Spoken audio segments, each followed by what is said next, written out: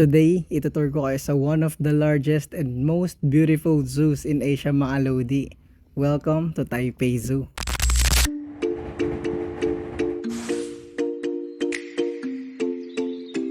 So ayan na nga, nandito na tayo sa Taipei Zoo, mga lodi. This place is massive, legit. Nasa 165 hectares ba naman daw to eh. Kaya syempre, una natin gagawin, maglagay muna ng enerhiya sa katawan at malayo-layo yung lalakarin natin. At sana magkaroon ng Angus Beef Burger dito sa McDo sa Pinas, baka naman.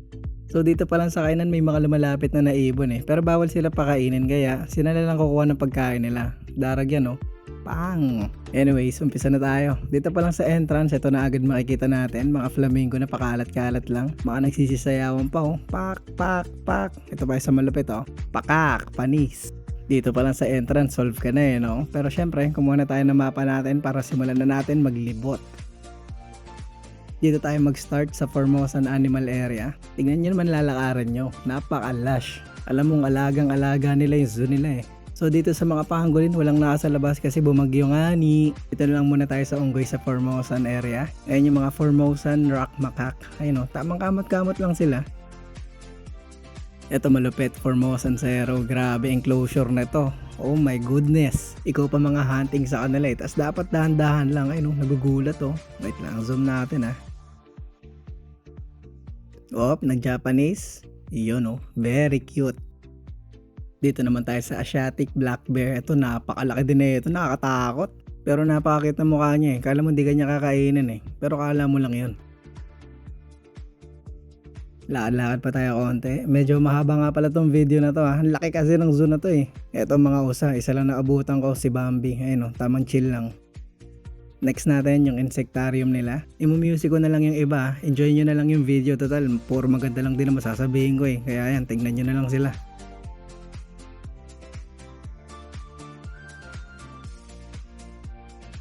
Nag-try din pala ako mag-handle ng paru-paro dito kasi parang napaka-chill lang nila eh. Sumasama naman, di ko lang sure kung pwede to, huwag nyo na lang gayahin.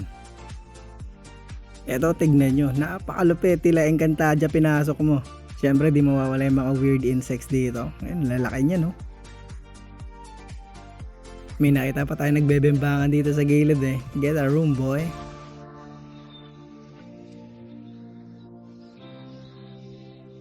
Ito matindi, pati langgam alaga nila. Yan ang mga magagandang zoo, walang pinipiling alagaan. Nakita din tayo ng mantis dito, though common naman to pero syempre dinidisplay pa rin nila.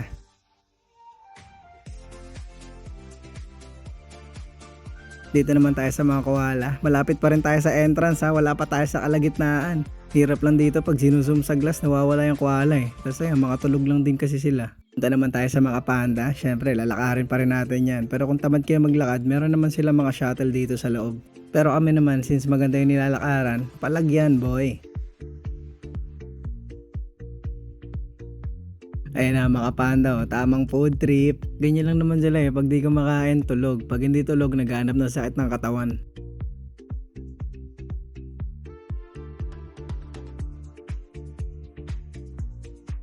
Dito naman tayo sa tropical rainforest area nila. Ito bubungad sa inyo mga squirrel monkey. Ayan, laki din ng enclosure oh. Cute oh, grabe. Parang kamukha lang ng pamangkin mo yun oh. Hindi, joke lang. Naghahunt ng pagkain yan eh. Parang kumukuha ng gagamba yun oh. Op. Wala, nakatakas. Pasok na tayo dito sa loob. Ito buhaya, tomistoma. Laki din eh ito. Legit. Ayan, aangas din oh. Kaso medyo nilalanggam siya ng kapraso eh. Kala ko nga nung una, deads na to eh. Pero prank lang pala kasi gumalaw. Ito pa isang unggoy oh, white-faced capuchin. Ito ang ganda oh, si Marcel yan diba? Yung sa Friends.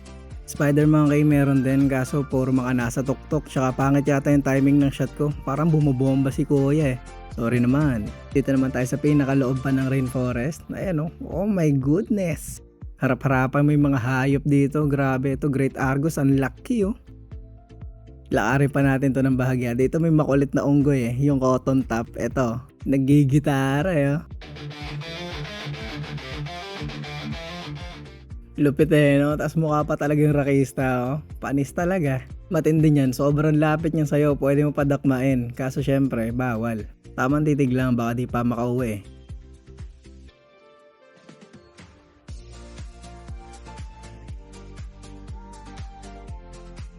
Meron ding poison dart frog exhibit. Ayan, kaganda ng enclosure oh. Syempre, magaganda rin yung nasa loob, matik yan. Lalim pa tayo sa kagubatan nila, nakakakalahati na tayo. Ayan, kukit ng mga orangutan oh. Pero may isang unggoy dito na napakaingay, talagang hinanap ko kung nasaan. Eto, pakinggan nyo ha, lumulubo yung mga leeg nila eh.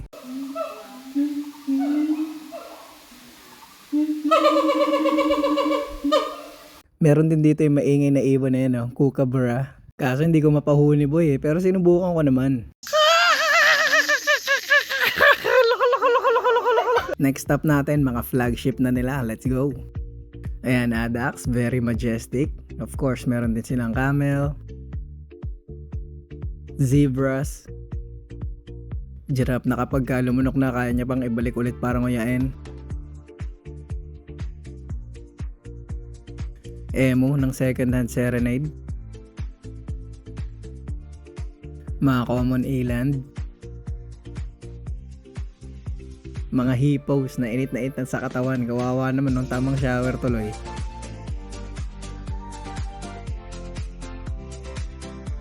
Next na natin mga leon at rhinoceros. Ayan o, swerte ko dito, lumabas to, nakatago lang yan eh. Tapos biglang rumampa ng isa, ayun o, tamang ikot lang siya eh. Isang stroll lang, tapos wala na, bumalik na ulit dun side niya. Pero ito pinakamalupit sa lahat. Paldo talaga, first time makakita ng rhinoceros, Diyos ko po, napakalaki.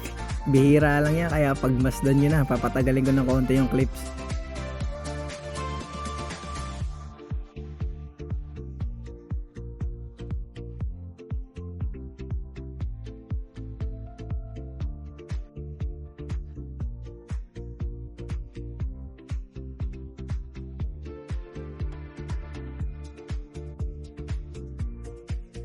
Next natin yung Madagascar. Ito, lemur na sama-sama tumingin, grabe. Kamukha naman ni Mr. Bean.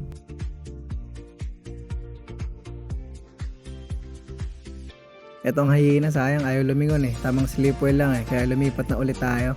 Meron ditong cougar na galit.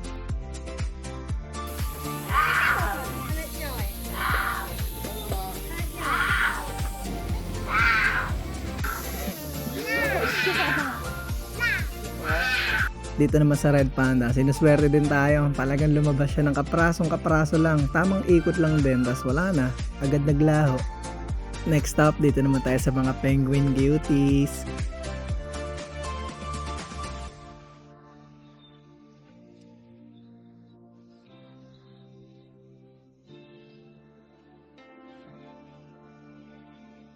Tapos nakakita din tayo ng tapir, kaso sobrang long range po siya. Hirap kuhanan lalo kapag pasmado yung kamay. Last stop natin, Amphibian and Reptile House. Alam nyo na to. Grabing alligator snapping, napakalaki. Ba't ganon?